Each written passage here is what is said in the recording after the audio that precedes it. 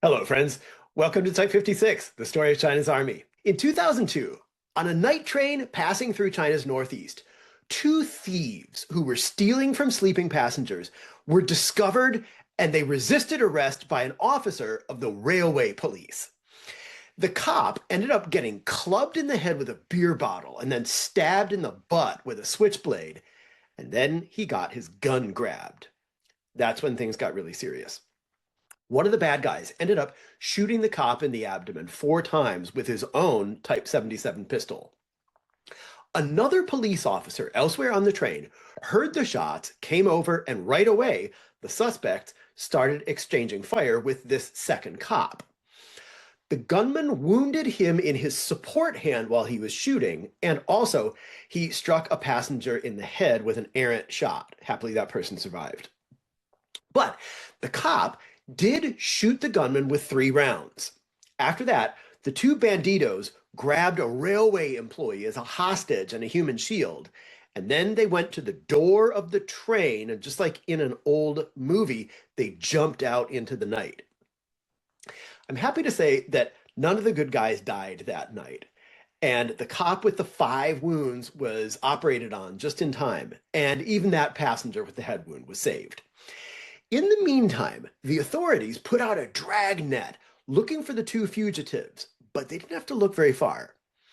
Dirtbag number 1 died of his wounds right where they came off the train, and by good fortune, so did dirtbag number 2. Even though that guy didn't have any bullet wounds, they found that when he leaped off the train and he hit the ground, his head went bong on a rock, and he was sent to the Great Labor Camp in the sky. Police also recovered the stolen pistol. This gun was almost unique in 2 separate ways. One was that it was a Type 77, a pretty exotic Chinese homegrown pistol design with a weird feature that had few precedents in small arms history. The other rare quality that was peculiar to this specimen was that it was a Type 77 that had actually functioned correctly. Don't get me wrong. Although the Type 77 was prone to malfunctions, it was a really dangerous weapon in the right hands. It's just that it was much more dangerous in the wrong hands, because compared to normal guns, the Type 77 boasted a plethora of diverse ways to injure or kill people, not just enemies, but also the shooters themselves and innocent bystanders. So in that way, you could say the Type 77 was unique as China's deadliest handgun. See, back in the 1970s, China still boasted one of the world's greatest flea markets of bizarro antique pistols. One day at a military headquarters in the province of Shandong, there was a civilian weapon repairman named Wang Jiageng, and he was poking around in the arms room at work when he stumbled across this curious pistol. It was the Lignose Einhand, or one-handed pistol, in 25 ACP. You could rack the slide of this pistol by using your trigger finger to pull the front of the trigger guard, which would move on a track and serve as a cocking handle. So you could rack the slide with your trigger finger pulling on the trigger frame. That feature didn't have a whole lot of real-world utility, except it was pretty cool. So Wang asked his bosses if he could try to adapt it for China's own use. And the bosses loved this idea. First, back in the 1970s, China still didn't have a military pistol that it liked. As we've seen in previous episodes, in the matter of pistols, Chinese tradition inclines toward mouse guns. So China didn't love their Tokarev clone, the Type 54, because for them it was a hand bazooka. They tried cloning the Walther PP and failed utterly. They tried cloning the Makarov and failed at that. They tried to improve the Walther PPK as the Type 64, but that thing got caught in the decade-long black hole called the Cultural Revolution. Eventually, that thing would get produced about 20 years too late because Cultural Revolution. But there was one kind of progress that the Cultural Revolution could not resist. It was any idea from a lowly worker with no credentials, no engineering degree, no taint of the stinking intellectual about him. Just a man's man, a common working man, see?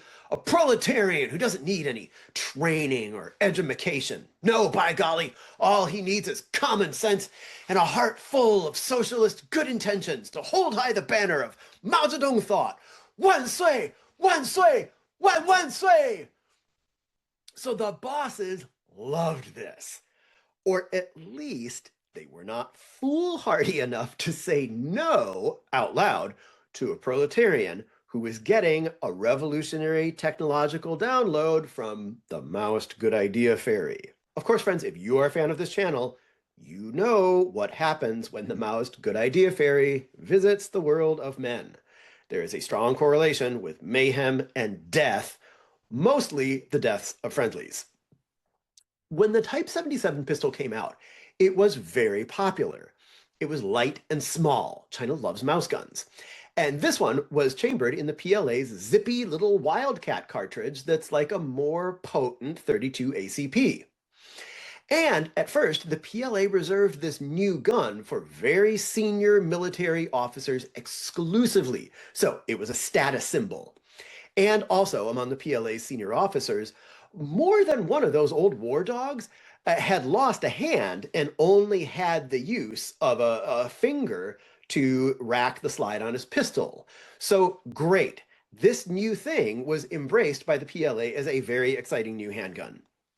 But word began to spread that the Type 77 was too exciting.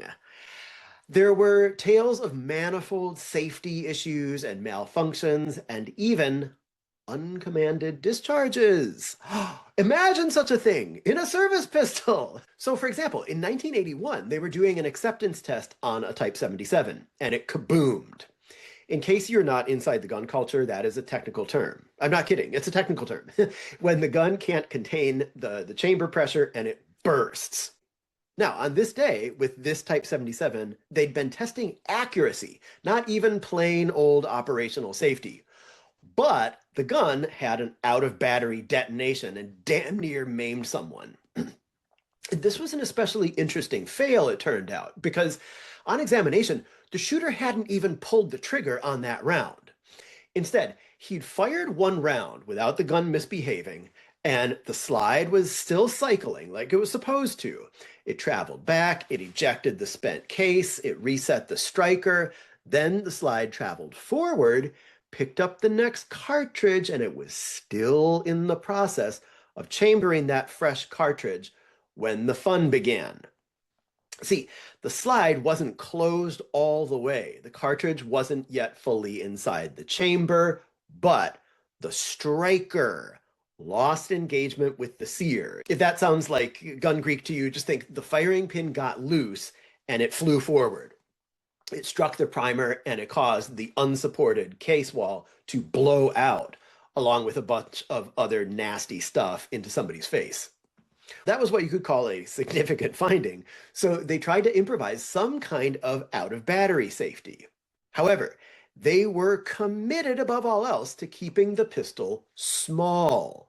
It's ever so slightly smaller than even the Type 64 pistol, that low budge answer to the Walther PPK that China was also developing at the same time in parallel. Because this pistol was so small, they were just low on options, where normally you would add some kind of striker safety that would physically block the striker until the gun was safely in battery.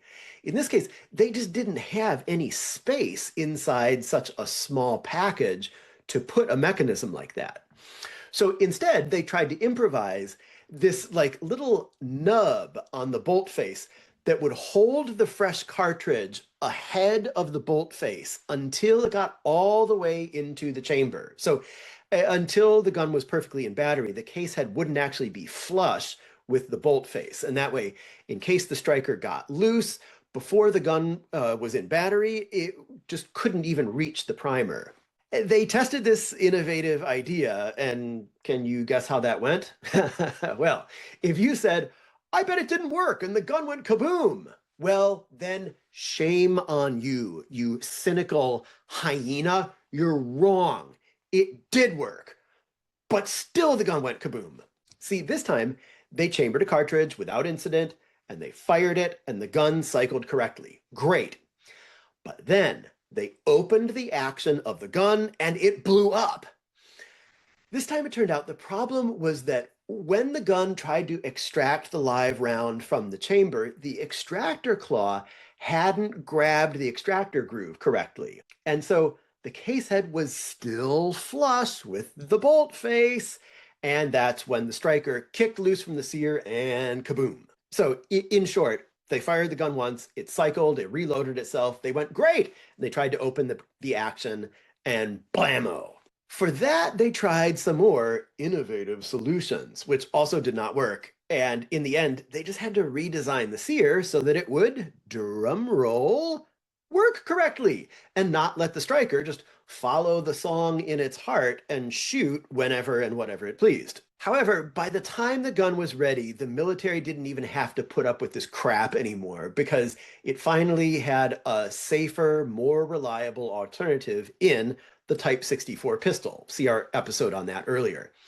And those two pistols were already almost indistinguishable from each other in their features. They fired that same proprietary cartridge, like a hot 32 ACP. They were both ring-delayed blowbacks. They both held 7 rounds, at least theoretically, and they were both almost exactly the same size and weight. So the military decided, look, we don't need the drama with this Type 77, and they took the Type 77s that they had already manufactured, and they just handed them down to their usual dumping ground for junk pistols, the Chinese police. There, the Type 77 earned its other nickname, 走火大王, the king of accidental discharges. And friends, I do mean accidental discharges, not negligent ones where the shooter is at fault, but actual mechanical defect causing the gun to have those uncommanded discharges. See, the Type 77 could discharge accidentally in so many ways that it was like an ice cream buffet where there are all different toppings of mechanical failure and inviting shooter negligence too.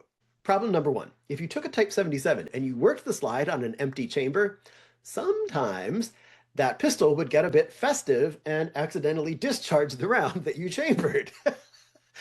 A true accidental discharge. But the 77 also invited negligent discharges too. These are discharges where it's not really a mechanical defect, it's the shooter doing something clueless. Think of that silly feature of letting you charge the Type 77 pistol with your trigger finger. Can you see the issue with that? Yes, of course. People would sometimes reach for the front of the trigger guard, meaning to rack the slide that way. But instead, they would accidentally pull the trigger and crank off a round. Negligent discharge. Now, here's the truly unbelievable part. If you did not make that mistake, even if your finger did engage the trigger guard gizmo and use it successfully as a cocking piece to work the slide as designed, the gun still might discharge itself. If it already had a round chambered in there, when you re-racked the slide with that silly feature, that evil striker might let go and bang. Now, I will not deny that one-handed slide trick on the Type 77, it's cool. And it looks really dope on Chinese cop shows. The cops are getting ready to bust down a suspect's door, so they stack up outside the door, and the actors playing the cops do the Charlie's Angels pose, and they rack their slide, but instead of using 2 hands, they just go snick. Looks totally boss. But in real life, it is not cool when a Type 77 in the hands of a police officer discharges randomly and kills an elderly bystander. Look, I'm not a Chinese cop. I am just a stinking intellectual in a book-lined room. But in my layman's mind, I can't help thinking, guys, you don't need the exotic cocking gimmick. Just issue the cops a gun that's safe enough to carry with a loaded chamber. And I grant that in the 70s, China still did not have a functioning DASA pistol that could fill that role. But you know what? The answer is revolver. Besides, the exotic cocking gimmick didn't really speed up the loading process.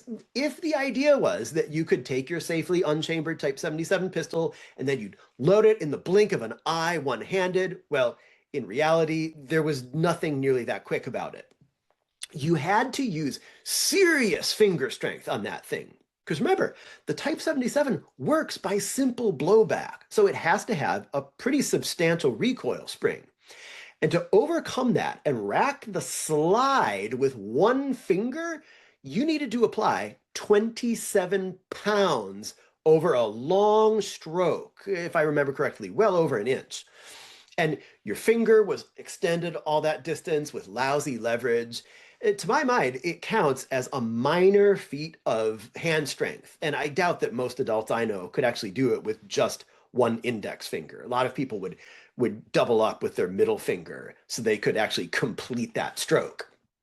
Even with really good hand strength, you would still need at least a full second to complete the cycle, more like two. And speaking of that, even after the designers fixed the sear, that thing that's supposed to hold back the striker until you command the discharge, even after they supposedly fixed that sear, it was still demonically possessed with a will of its own. The sear might work safely when the gun was new, but with age and use, the sear would wear down. And then one day, when it wore down enough, the seer might just hear the call of the wild and let fly. Now, the Type 77 did get a thumb safety that would lock down the striker, too. But people found that when the gun was riding around on a cop's belt, sometimes that safety would get grabbed or bumped by surfaces around it and pulled off safe. So for all those reasons, you couldn't carry a Type 77 pistol with a loaded chamber with 100% confidence. If you carried a Type 77 fully loaded and yet you wanted peace of mind, the only thing you could do was just accept that probably your sear was still in spec. Probably your thumb safety was still engaged.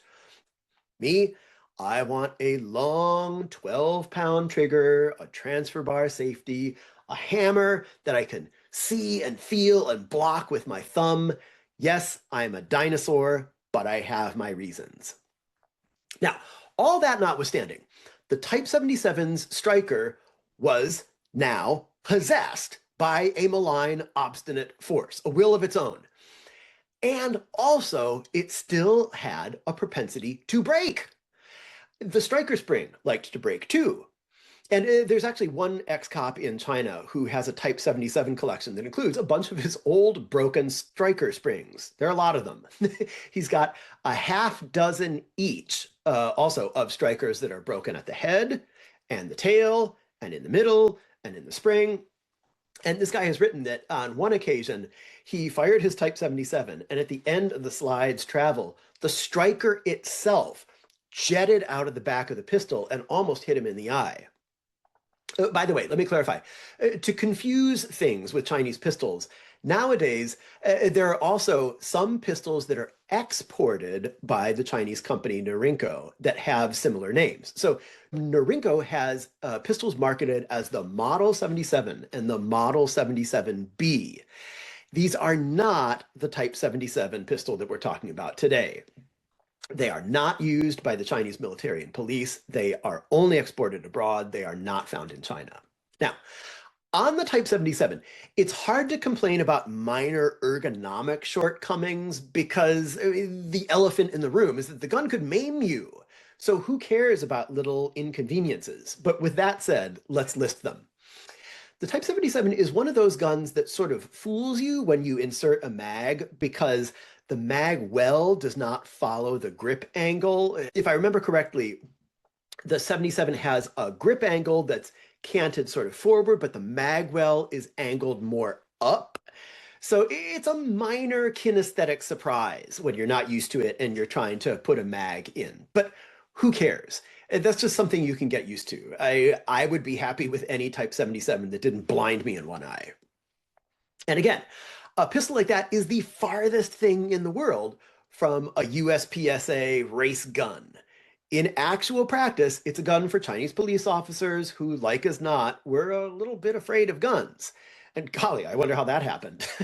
So in their working life, at most, they would confront churlish, unruly, murderous train passengers, but not the well-organized, military-style bank robbers in heat. And they were using a gun that was designed by a literal amateur tinkerer during a legit civilizational collapse, namely the Cultural Revolution. And it couldn't even safely ride around with a loaded chamber. So that's why I don't care that the magwell isn't perfectly ergonomical. Whatever. Also, have you heard of Garand Thumb? Well, its Chinese cousin is Type 77 finger. The Type 77 would sometimes whack your trigger finger like a mousetrap because when the gun fired, remember that moving trigger guard that served as a cocking handle? Well, that wasn't locked in place when you fired in any way. It was free to reciprocate however it wanted along with the slide, and sometimes it would do just that. If it was feeling zesty and mischievous, then you would fire the gun and snap, you would get it in the finger. So that gave the gun another nickname, the finger breaker, which is an exaggeration. You get swelling, you don't really get your finger broken, but it's not good for follow-up shots, and I'm sure it's terrible for training new shooters who are already prone to flinching. And also, this was a gun that did not need any special reason to fail to return to battery anyway, and I'm sure that this further impediment didn't help with that. Moreover, sometimes the Type 77 impaled shooters' support hands, like stabbing through their hand. Here's how that worked. Suppose you decided to rack the gun normally by the slide instead of that dumb one-handed charging function. Maybe you just didn't feel like spinning the roulette wheel of accidental discharges that day. Well, in that case, the Type 77 would lay this other snare for you. When the slide on that gun moves backward, it exposes the front of the frame, which in this case just happened to be this sharp chisel shape. And when you worked the slide, if you eschewed the slingshot method and you used like the big beefy over-the-top gross motor gorilla muscle method, if your hand strayed from the back of the slide too far forward, well then when you pushed, the gun might just bayonet you through the heel of your hand with the front of that frame. Also, the Type 77 was prone to other problems with its slide. It could bite the web of your hand, and that too could help hang it up so it wouldn't go all the way back into battery. Furthermore, some critics complained that the Type 77 doesn't lock open on an empty mag. But me, I'm still hung up on the ways that the gun can maim or kill the shooter. So again, I don't care about petty inconveniences with the 77. Just don't shoot. One thing that I would care about, though, is that the Type 77 does not have a chamber-loaded indicator. Now, that would be helpful in a country where people would carry without a round in the chamber. And it's especially important in the case of the Type 77, since if you do rack the slide on a pistol that's already charged, you might get a little bonus discharge. So that would have been a big marketing problem if socialist China actually had marketing for pistols. But as it happened, even the Chinese police ended up getting a choice. Once they had access to that Type 64 pistol, the late bloomer that didn't hit production lines until almost 20 years after it was approved, see our previous episode. Once they had access to the Type 64, they mostly preferred that. The Type 64 did have those nice little extras. It had a chamber-loaded indicator. It had a slide that locked back on empty. It had a frame that didn't stab you. And it was mechanically safer. Speaking of that pair of pistols, there was one last annoying oversight in the Type 77. It would almost take Type 64 magazines. The two magazines are not interchangeable, but they do look an awful lot alike. So it's possible to be in a police armory and grab a Type 77 pistol and a Type 64 magazine and not see the problem. The Type 64 mag will even fit into the mag well of the Type 77, but then it'll fall right back out because there's nothing to lock it in place. I read of one cop who had that happen to him when he was going out to serve a warrant or something that required him to draw a pistol that night. And because his mag wouldn't stay in the gun, he just went through the night's drama with just one round in his chamber and a lot of hope in his heart, but no magazine in his gun, and happily nothing happened that night. So the Type 77 did contribute one big thing to Chinese gun culture. It was so flawed that it made cops feel content with the only alternative they had, which was that cute little Type 64. And if you, friends, feel contented with my content, please point a Type 77 pistol at the screen and just cycle that action again and again until it discharges randomly and hits the subscribe button. You might even visit our Patreon page. But this course remains free to all the world's workers, soldiers, and peasants, and amateur gun designers who probably should have stayed in their lane. This has been Type 56. I'm Jason Clower, and I cannot wait to talk to you next time.